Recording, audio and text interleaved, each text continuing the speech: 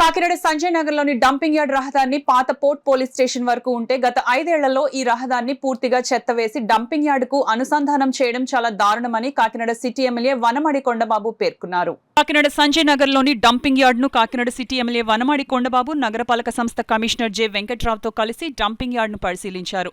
సంజయ్ నగర్ రహదారిని port police station వరకు ఉండేదని, కానీ ఈ రహదారిని గత ప్రభుత్వంలో చెత్త చెదారాలతో పూర్తిగా డంప్ చేసి రహదారి లేకుండా చేయడం జరిగిందని, తక్షణమే ఈ రహదారిని పునరుద్ధరించాలని కమిషనర్ జె వెంకట్రావుకు ఎమ్మెల్యే వనమాడి వెంకటేశ్వరరావు సూచించారు.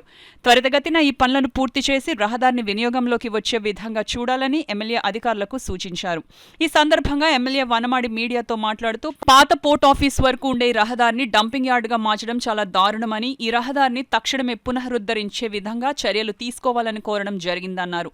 Commissioner J Venkatrao city MLA ఆదేశాల మేరకు రహదారిని తక్షణమే పునరుద్ధరించే పనులను చేపట్టడం జరుగుతుందని అన్నారు.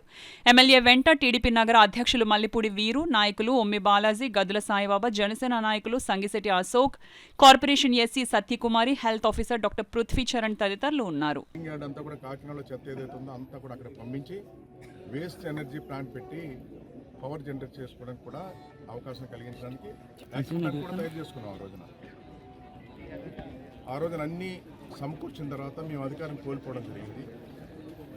2019 తర్వాత వైఎస్ఆర్ ప్రభుత్వం వచ్చిన తర్వాత దీన్ని ఇక్కడి నుంచి తొలగిస్తామని చెప్పేసి వాళ్ళు శంకుస్థాపన కూడా చేస్తారు. 28 కోట్లు శాంక్షన్ కూడా శంకుస్థాపన చేస్తారు. 2022లో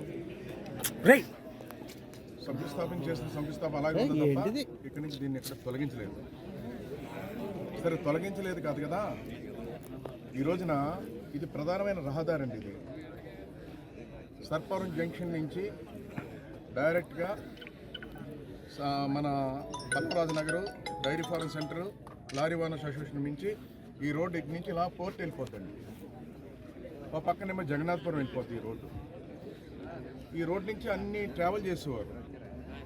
వందలాది వెహికల్, వేలాది వెహికల్స్ ట్రావెల్ చేస్తాయండి. ఇక్కడ పోర్ట్కి వెళ్ళి వెహికల్స్ అన్ని ఇటు వెళ్ళి అలాంటి రోడ్డు మూస్తుందండి. ఈ రోజున మూసేసి ఉంది. ఈ రోజున నేనేమంటానంటే, సర్పారం జంక్షన్ నుంచి ఇక్కడికి 8 కిలోమీటర్స్ స్మార్ట్ సిటీలో 100 కోట్లతో పెట్టాం రోడ్డు. ఆ 100 కోట్లతో పెట్టిన రోడ్డు ఆ రోజున మేము లారీ ఓనర్స్ అసోసియేషన్ వరకు వేసుకొచ్చాం. 1/2 కిలోమీటర్ మిగిలిపోయింది. 1/2 కిలోమీటర్ మూసేసి ఉంది. నేనేమంటానంటే, డంపింగ్ యార్డ్ సంగతి తర్వాత చూద్దాం.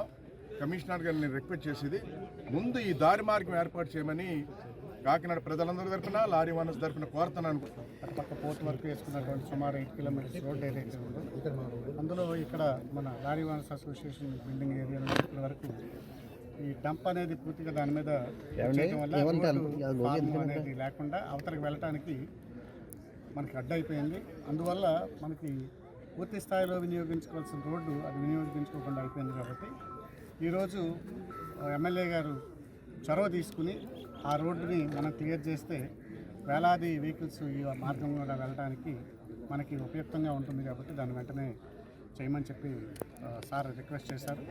సార్ ఈ చొరవ తీసుకున్నందుకు గారు ప్రత్యేకంగా మా నగరపాలక సంస్థ కూడా వారికి ధన్యవాదాలు తెలియజేసుకుంటూ, వెంటనే దీని యుద్ధ ప్రాతిపదిక మీద ఎక్కువ అవసరమైతే జేసీబీలు పెట్టి మొత్తం అంతా క్లియర్ చేసి నెక్స్ట్ కొద్ది రోజుల్లోనే ఈ రోడ్డుని మళ్ళీ పునరుద్ధరిస్తామని చెప్పేసి, అదేవిధంగా అన్ని వెహికల్స్ ఇటు నుంచి వెళ్ళడానికి కూడా ఎటువంటి ఇబ్బంది లేకుండా మొదటి చర్యగా దాన్ని టేకప్ చేసి, తర్వాత ఏదైతే ఈ డంపింగ్ యార్డ్ని మనం షిఫ్ట్ చేయాలనుకున్నామో దాని మీద పూర్తి స్థాయిలో మరొకసారి సమీక్ష చేసుకుని అవసరమైతే ప్రభుత్వం తాలూకా వారి సహకారం కూడా తీసుకుని, మన గౌరవ ఎమ్మెల్యే గారి ద్వారా ప్రభుత్వ సహకారం తీసుకుని ఈ డంపింగ్ యార్డ్ షిఫ్ట్ అనే దాని మీద పూర్తి స్థాయిలో దృష్టి కేంద్రీకరించి కాకినాడ ప్రజలకి ఈ డంపింగ్ యార్డ్ నుంచి కష్టాలను తొలగించడానికి గౌరవ ఎమ్మెల్యే గారి యొక్క ఆధ్వర్యంలో ఖచ్చితంగా ముందుకెళ్తామని చెప్పి